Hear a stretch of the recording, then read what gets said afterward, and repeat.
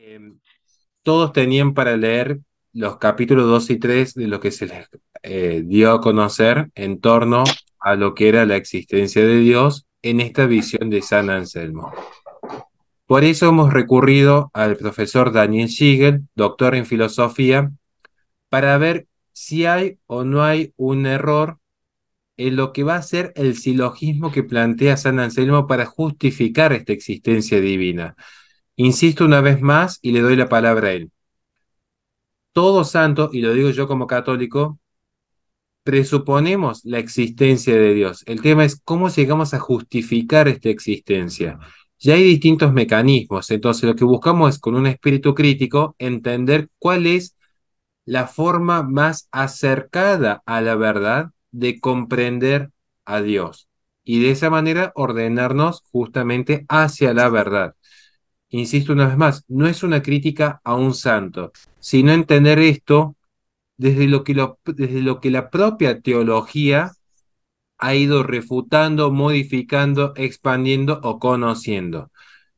Aclarado esto, profesor Daniel, ¿qué nos podría decir respecto a lo que es el silogismo de San Anselmo y lo que usted nos intenta explicar? Sí, bueno, yo no soy quien para criticarlo a San Anselmo, pero lo ha hecho Santo Tomás, por ejemplo, así que tengo a quien apoyarme, ¿no? No, justamente antes de que te fueras, digamos, les estaba comentando a los alumnos que el silogismo parece ser correcto. ¿Por qué? Porque dice, bueno, yo tengo el concepto de Dios, ¿sí? Crea o no en su existencia. ¿Y qué es Dios? En mi concepto, en mi pensamiento, en mi intelecto, dice San Anselmo. Bueno, aquello más allá de lo cual nada puede pensarse. ¿Sí? ¿Correcto? Hasta ahí estamos. O sea, es la idea de perfección. ¿Sí? Dios es un ser perfecto, infinitamente bueno, sabio y poderoso. ¿Sí? Entre otras cosas. Entonces, lo que plantea San Anselmo es, bueno, todos aceptamos esta definición, aun los que negamos o niegan la existencia de Dios, ¿sí? ¿Correcto? Entonces, lo que él plantea es lo siguiente: si yo pensara que Dios no existe, entonces podría pensar en algo más perfecto que ese pensamiento de Dios, o sea, la idea de Dios más la existencia, ¿sí? O sea, la existencia lo toma como un atributo que se puede considerar incluido dentro de un concepto, ¿sí? ¿Se entiende? Como podría ser la bondad, la sabiduría o el poder. También podría adicionar la existencia. Y obviamente todos dirían sí, es claro que existir es más que no existir, ¿sí? Porque la inexistencia es una deficiencia, ¿no? ¿Se entiende el argumento? Lo que sucede es que el hecho de que, y esto es una crítica que ya surgió en la época del propio Anselmo, que yo piense algo como existente no quiere decir que eso exista, ¿sí? O sea, lo que se podría considerar falaz aquí es la idea de que la existencia sea un concepto, ¿sí? Eso es lo que ha sido discutido. Porque si fuera así, del solo hecho de pensar en Dios, ya pensaría Dios existe, o sea que su contenido mental también me obligaría a aceptar su contenido objetivo, o sea que exista fuera de mí, como realidad en el mundo, ¿sí? Fuera de mi propio pensamiento. Entonces, más bien, algunos han considerado que esto podría ser una especie de sofisma. ¿Saben lo que es un sofisma, no? Lo habrán visto. Es un argumento falaz que se presenta como correcto o verdadero, ¿no? Pero eso depende de entender o no la existencia como un atributo, ¿sí? ¿Es la existencia un atributo que le añadiría algo al concepto de Dios? Si sí le añadiría algo, entonces sí, es cierto. Tenemos que aceptar el argumento de San Anselmo. No sé qué piensa Horacio de lo que estoy diciendo hasta ahora, pero es lo que yo entiendo, ¿no? Las críticas que se le han hecho van por este lado. Bueno, la existencia es estar ahí, estar en la realidad, ¿sí? Y eso no puede ser una característica que esté incluida dentro de un concepto, ¿no? Claro, y para esto, justamente, nos vamos a remitir a lo que hemos estudiado en torno a Santo Tomás de Aquino y vamos a hacer un repaso general que nos va a servir a todos.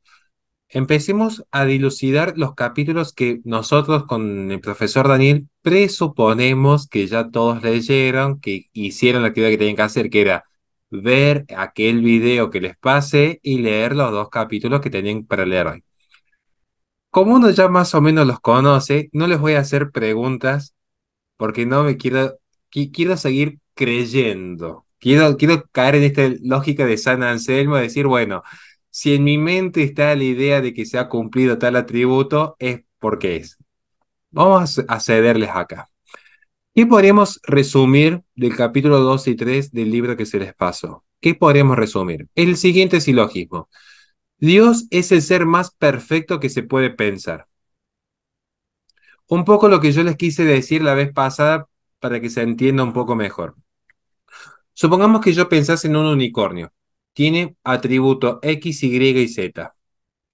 Si este unicornio tuviese además el atributo de existir y fuese la suma de todos los atributos, bueno, a esto le vamos a llamar Dios.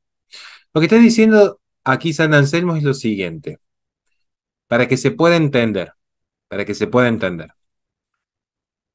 San Anselmo dice, Dios es lo más perfecto que se puede pensar. No importa cómo lo pensemos. Si yo tomo cualquier ente y lo elevo a su máxima potencia, puedo pensar en el ser más sabio, en el ser más poderoso, en el ser más bello, en el ser más verdadero. Si no puedo pensar en nada superior a esto, ya tengo un indicio, que lo voy a acompañar en la segunda premisa. La existencia es una perfección. Entonces, cuando yo hablo de la justicia, es una perfección. Cuando yo hablo de la bondad, de la santidad, son perfecciones. Igual que cuando hablo de la belleza o, por ejemplo, de la benignidad, cuando recordemos los atributos. Ahora, la gran pregunta aquí es, ¿la existencia es o no es un atributo que perfecciona al ente? Aquello que es. Esta es la gran incógnita. Esto es lo que yo les pido que ustedes lo puedan pensar por un instante antes de continuar. Piensen de la siguiente manera. Cuando yo tengo un ente, ¿cuáles eran los trascendentales del ente? Res, unum, aliqui, bonum, pulcrum, verum. ¿Recuerdan allí estos trascendentales del ente? Lo vimos en metafísica. Lo que nos está diciendo San Anselmo es lo siguiente. Dios es el ser más perfecto que se puede pensar. Y acá está el punto. Dios es el ser más perfecto que se puede pensar. Y si es el ser más perfecto que se puede pensar, la existencia es una perfección. Por lo tanto, Dios existe. Y acá va a haber un punto de colisión con Santo Tomás de Aquino. Por eso dijimos, nosotros nos amparamos en la filosofía realista. Ari- También se llama a veces aristotélico tomista, pero más tomista que aristotélico en el caso mío. Recuerden siempre, ¿qué es la verdad? ¿Alguien de acá se acuerda el concepto de verdad? La adecuación del intelecto a la realidad. Exactamente, la adecuación del intelecto a la realidad. Muy bien. Ahora, Daniel ya ha sabido explicar muy bien qué es la inteligencia. Ya hay un video al respecto extenso sobre qué es la inteligencia, este interleyer, esta lectura profunda. Ahora, para que mi inteligencia pueda conocer, por ejemplo, ¿puede mi inteligencia conocer el celular que tengo en mano en este momento? ¿Sí o no? Sí, ¿Qué se requiere para que mi inteligencia pueda conocer? Que el propio ente cognoscible participe en el trascendental del verum. Cuando nosotros reconocemos que hay una verdad ontológica, para que, porque existe la verdad ontológica, por ejemplo, en este ente, puedo decir este ente es verdadero, porque este ente participa del verum, porque este ente es verdadero, es que mi inteligencia puede conocer verdaderamente el ente. ¿Se entiende este punto? Si no se entiende, lo explico una vez más. pero estoy tratando de resumirlo. Porque el ente es verdadero, ontológicamente, yo, lógicamente, puedo emitir un juicio de verdad. Para que se pueda emitir un juicio de verdad, tiene que haber una participación en todo ente, en toda realidad, del verum. ¿Qué es lo que está diciendo San Anselmo aquí? Y le devuelvo la palabra al profesor. Dios es el ser más perfecto que se puede pensar. La existencia es una perfección. Yo les pregunto a ustedes, ¿la existencia es una categoría conceptual que se puede modificar a partir del pensamiento? ¿La existencia del ente depende del pensamiento o es que el pensamiento conoce porque el ente ya era y participaba de la verdad ontológica? ¿Siguen hasta aquí? Profesor Daniel, no sé si nos quiere hacer algún aporte al respecto o continuar con su exposición magnífica. No, perdón, antes que me volví a expulsar internet, tuve que entrar por el celular. Pero, bueno, no, lo que has dicho está impecable. O sea, justamente, primero Dios tiene que existir para que yo lo pueda conocer. Acá Anselmo invierte la carga de la prueba, como decir, como yo tengo la idea de Dios, a partir de esa idea puedo deducir que Dios existe, que es el mismo error que va a cometer más adelante Descartes, ¿no? Cuando va a probar la existencia de Dios a partir de la idea que yo tengo de él en mi intelecto. Y justamente se trata de lo contrario en el realismo. Yo puedo conocer algo porque ese algo existe y porque además, al poseer esa característica de participación en lo verum, es factible de ser conocido por mi intelecto, ¿no? Es captable por mi intelecto. Entonces, todo lo que existe, en principio, suponemos, o eso defiende el realismo, debe ser captable por mi intelecto. Y entre las cosas que existen que mi intelecto es capaz de captar, está Dios, pero tiene que existir ahí, tiene que presentarse o manifestarse de alguna manera en el mundo para que yo lo pueda captar. O puedo llegar a acceder a él a través de lo que yo puedo captar en el mundo, si mi mirada por el pecado ha sido nublada y no lo puedo ver directamente, que es lo que de hecho sucede según la doctrina cristiana, entonces necesito, como dice Santo Tomás, de recurrir al mundo creado para, a través de ese mundo creado, poder acercarme a la existencia de Dios como algo que este mundo presupone como algo que lo creó, o sea, como algo necesario para que yo pueda entender por qué el mundo existe y tiene el orden que tiene, ¿no? Esas serían las vías tomistas que después va a desarrollar Horacio en la próxima clase. Por eso Santo Tomás es realista y San Anselmo es agustiniano, o sea, justamente por esta idea de que, como San Agustín, Anselmo plantea que yo en mi interior puedo llegar a captar la presencia de Dios. Está bien, es válido si fuera una actitud de mística, pero cuando la plantea como una actitud puramente intelectual, da la impresión de que no es posible acceder a partir de un concepto que yo tengo a afirmar la existencia de eso, de lo cual ese concepto es un reflejo. Me parece que la cosa va por ahí. Les quiero citar una parte y les pido paciencia. Se nos están haciendo cada vez más extensas las clases que empezaron siendo para los que recién se incorporan, como nuestro querido amigo Miguel. Recuerden, nuestras primeras clases duraban media hora nomás y hoy ya se están yendo las 2 horas, pero a veces se generan estas dinámicas en los grupos. Descartes, discurso del método, reglas para la dirección de la mente.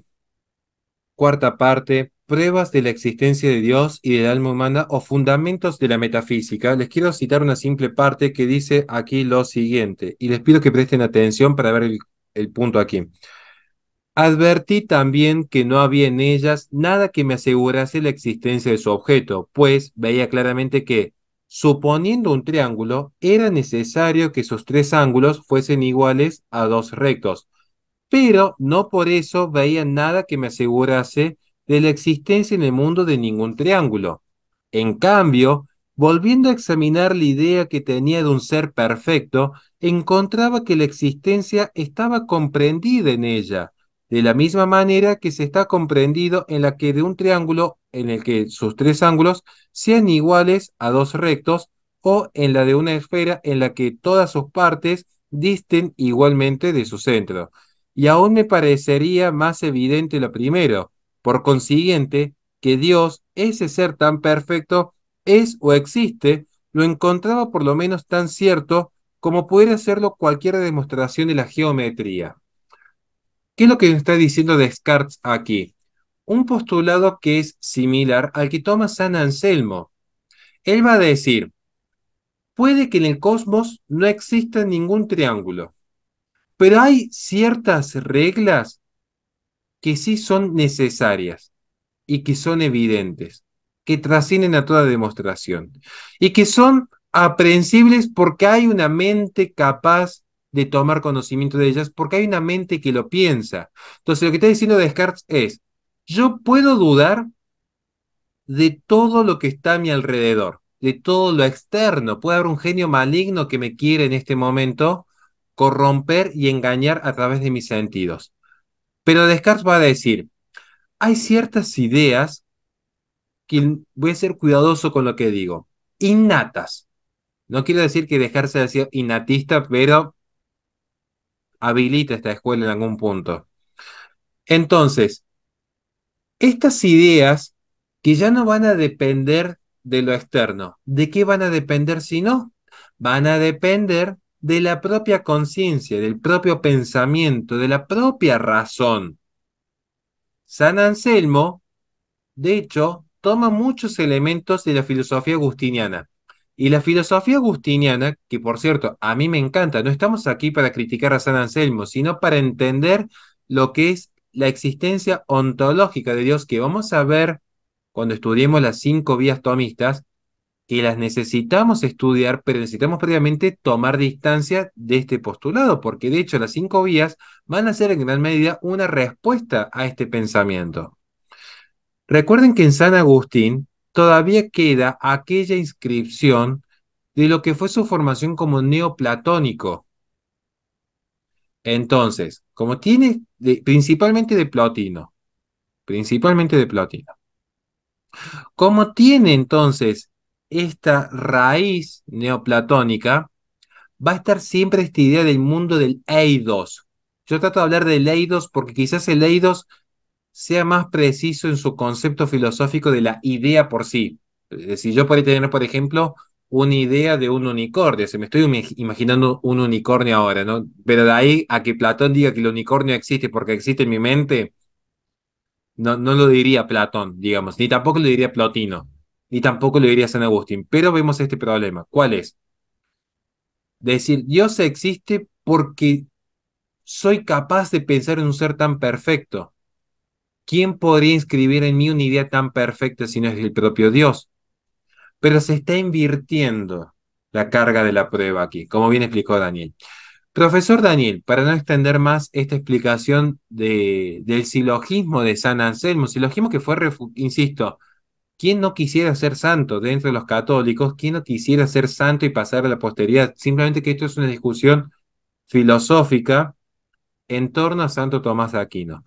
Profesor, no sé si nos quisiera hacer algún aporte respecto a esta influencia que ha tenido San Anselmo, porque de hecho, como usted bien lo marca, no solo Descartes, Guillermo de Ockham también va a tener su participación en estas ideas y todo lo que viene posterior. Y no sé si nos quiere hacer algún último aporte respecto a esta idea de que Dios existe porque lo puedo pensar. En todo caso, yo diría, existe en el pensamiento, pero no se sigue de manera lógica que haya una participación ontológica verdadera, como sí lo vamos a ver cuando estudiemos en Santo Tomás de Aquino, como máximo realista. Claro, yo a lo que me refería era que si uno sigue el argumento, es lo mismo que tomar como, no digo que esto sea una simple falacia, o sea, está muy bien armado, pero como, por ejemplo, cuando los sofistas decían, ¿tienes lo que no has perdido? Sí, tengo lo que no he perdido. ¿Has perdido cuernos? No, no he perdido cuernos. Bueno, entonces eres cornudo, ¿sí? ¿Se entiende? O sea que yo aparentemente concluya con necesidad de un argumento y me vea forzado, acorralado a aceptar una determinada afirmación, no hace automáticamente que esa afirmación sea en sí verdadera. O sea, lo más que, como dice Horacio, puedo llegar a afirmar es que sí, cuando pienso a Dios como perfecto, lo tengo que pensar como existente. Pero eso no deja de ser un pensamiento en mi cabeza que no hace que automáticamente Dios aparezca ahí afuera, en el mundo real, ¿sí? Por eso el realismo va a sostener, bueno, no, primero tengo la confirmación de que hay un Dios en el mundo y después veo cómo se construye mi pensamiento acerca de Dios a partir de su existencia. Y eso me parece que lo va a lograr muy bien Santo Tomás cuando, a través de las vías que va a mencionar Horacio en la próxima clase, diga, bueno, a partir de cómo es el ente en el mundo cotidiano, digamos, en el mundo de la realidad material, puedo deducir cómo debe ser la causa de ese ente, ¿no? En sus múltiples sentidos, como causa eficiente, como causa final, y también como aquello que le da una estructura lógica o un sentido a la realidad, ¿no? Y que la ordena en función de un logos, ¿no? Un sentido, un ordenamiento que está presupuesto justamente en que no es un caos, sino que es un orden. Entonces tiene que haber un ordenador. Bueno, eso ya anticipa mucho lo que va a ser desarrollado en la próxima clase, pero me refiero a que, bueno, la contraposición entre agustinianos y tomistas es real, existe, digamos, porque son dos maneras distintas de entender cómo probar, ¿no? La existencia de Dios. Fantástico.